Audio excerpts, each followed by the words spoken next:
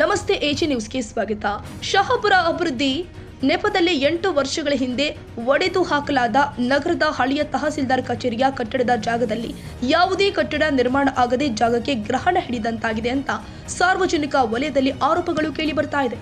ಕಳೆದ ವರ್ಷ ಇದೇ ಜಾಗದಲ್ಲಿ ತಾಯಿ ಮಕ್ಕಳ ಆರೋಗ್ಯ ಕೇಂದ್ರ ಕಟ್ಟಡ ಸ್ಥಾಪಿಸಲು ನಿರ್ಧಾರ ಮಾಡಲಾಗಿತ್ತು. ಆದರೆ ಈಗ ಅದನ್ನ ನಗರದ ಸರ್ಕಾರಿ ಆಸ್ಪತ್ರೆಯ ಜಾಗಕ್ಕೆ ಸ್ಥಳಾಂತರಿಸಲಾಗಿದೆ. ಇದರಿಂದ ಹಳೆಯ ತಹಸೀಲ್ದಾರ್ ಕಟ್ಟಡ ಯಥಾಸ್ಥಿತಿ ಪಾಳು ಬೀಳುವಂತಾಗಿದೆ. ಅಂದಿನ ಶಾಸಕ ಗುರು ಪಾಟೀಲ್ ಶಿರವಾಳ ಅವರು 2017ರ ಚುನಾವಣೆಯ ಸಂದರ್ಭದಲ್ಲಿ ಹಳೆಯ ತಹಸೀಲ್ದಾರ್ ಕಟ್ಟಡದಲ್ಲಿ ಇದ್ದ ಉಪ ನೋಂದಣಿ ಕಚೇರಿಯನ್ನ ತೆರವು ಮಾಡಿ ಬಾಡಿಗೆ ಕಟ್ಟಡಕ್ಕೆ ಸ್ಥಳಾಂತರಿಸಿದ್ರು. ಜೊತೆಗೆ ತರಾತುರಿಯಲ್ಲಿ ಕಟ್ಟಡ ಒಡೆಸಿ ಹಾಕಿದ್ರು. ಗೋಡೆಗಳು ಚೆನ್ನಾಗಿ ಇದೆ ಅಂತ ಹೊಸದಾಗಿ 3 ಕೋಟಿ ವೆಚ್ಚದಲ್ಲಿ ಮೊದಲ ಮಹಡಿ ನಿರ್ಮಿಸಲು ಭೂಸೇನಾ ನಿಗಮಕ್ಕೆ ಕಾಮಗಾರಿ ಒಪ್ಪಿಸಿದ್ರು. ಆದರೆ ಅನುದಾನ ಬರಲಿಲ್ಲ. ಕಾಮಗಾರಿ ನೆನೆಗುದಿಗೆ ಬಿತ್ತು ಎನ್ನುತ್ತಾರೆ ರೈತ ಮುಖಂಡ ಅಶೋಕ್ ಮಲ್ಲಬಾದಿ.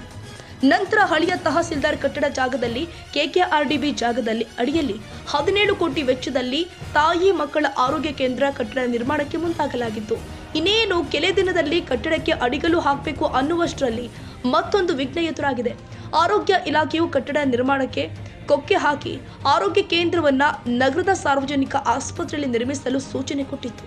ಅದರಂತೆ ಕಟ್ಟಡವನ್ನ ಸಾರ್ವಜನಿಕ ನಿರ್ಮಾಣ ಆಸ್ಪತ್ರೆಯಲ್ಲಿ ಮಾಡಲಾಗುತ್ತೆ ಅಂತ ಸಚಿವ ಶರಣಬಸಪ್ಪ ದರ್ಶನಪುರ ಅವರು ಈಚೆಗೆ ಬಹಿರಂಗಪಡಿಸಿದ್ದಾರೆ. ಪ್ರಜಾಸೌಧಕ್ಕೂ ಗೊಂದಲ. ನಗರದ ಸರ್ಕಾರಿ ಪ್ರಥಮ ದರ್ಜೆ ಕಾಲೇಜು ಮೈದಾನದಲ್ಲಿ 17 ಕೋಟಿ ವೆಚ್ಚದಲ್ಲಿ ಪ್ರಜಾಸೌಧ ನಿರ್ಮಾಣಕ್ಕೆ ಅನುಮೋದನೆ ಸಿಕ್ಕಿತ್ತು. ಈಗ ಕೆಲ ಸಂಘಟನೆಗಳು ಹಾಗೂ ರಾಜಕೀಯ ಮುಖಂಡರು ಶೈಕ್ಷಣಿಕ ಚಟುವಟಿಕೆಗಳಿಗೆ ತೊಂದರೆ ಆಗುತ್ತದೆ ಎಂದು ತಕರಾರು ತೆಗೆದು ಧರಣಿ ಮಾಡಿದಾಗ ಸಚಿವರು ಪ್ರಜಾಸೌಧ ಬೇರೆಡೆ ನಿರ್ಮಿಸುವುದಾಗಿ ಪ್ರಕಟಿಸಿದ್ರು. ಆದರೆ ಇಂದಿಗೂ ಪ್ರಜಾಸೌಧ ನಿರ್ಮಾಣದ ಜಾಗ ನಿರ್ಧಾರ ಮಾಡಿಲ್ಲ. ಸಾರ್ವಜನಿಕರಲ್ಲಿ ಗೊಂದಲ ಮುಂದುವರೆದಿದೆ. ಹೀಗೆ ಯಾವುದೇ ನಿರ್ಧಾರಗಳನ್ನ ಸರಿಯಾಗಿ ತೆಗೆದುಕೊಳ್ತಾ ಇಲ್ಲ ಅಂತ ದೂರುತ್ತಾರೆ ನಗರದ ನಿವಾಸಿ ಬಸವರಾಜು. ಅಭಿವೃದ್ಧಿಯ ಬರದಲ್ಲಿ ಕಟ್ಟಡ ಒಡೆದು ಹಾಕಿ ಉಪ ನೋಂದಣಿ ಕಚೇರಿ ಬಾಡಿಗೆ ಕಟ್ಟಡದಲ್ಲಿ ನಡೆಸುತ್ತಿರುವುದು ಎಷ್ಟು ಸರಿ? ಪ್ರತಿ ತಿಂಗಳು ಸುಮಾರು 80,000 ಬಾಡಿಗೆ ನೀಡುತ್ತಾ ಇರೋದ್ರಿಂದ ಸಾರ್ವಜನಿಕರ ಹಣ ಪೋಲಾಗ್ತಾ ಇದೆ. ಮುಂದಾಲೋಚನೆ ಇಲ್ಲದೆ ತೆಗೆದುಕೊಂಡ ನಿರ್ಧಾರ ಜನರಲ್ಲಿ ಕಾಡ್ತಾ ಇದೆ ಅಂತ ಹೇಳಿದ್ರು. Nizamuddin Yadgiri, AG news.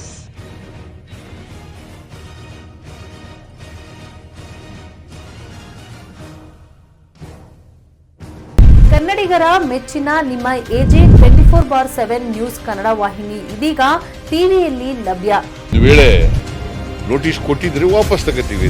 ಇವತ್ತು ವಕ್ಫ್ ಪ್ರಾಪರ್ಟಿ ಅಂತೇಳಿ ಬರ್ತದೆ ಅಂತ ಹೇಳಿದ್ರೆ ರೈತರು ಬೀದಿಗೆ ಬಂದ್ರೆ ಏನ್ ಮಾಡ್ಬೇಕಾಗತ್ತೆ? ಯಾರು ವೋಟ್ ಹಾಕಿಲ್ಲ ಅಂದ್ರೆ ಗ್ಯಾರಂಟಿನೆಲ್ಲ ಸ್ಟಾಪ್ ಮಾಡ್ಬಿಡ್ತೀವಿ.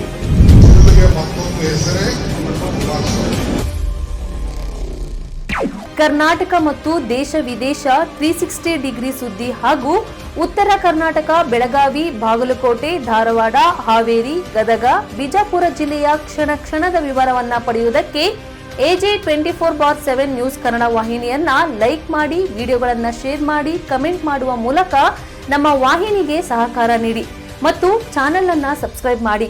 ಧನ್ಯವಾದಗಳು.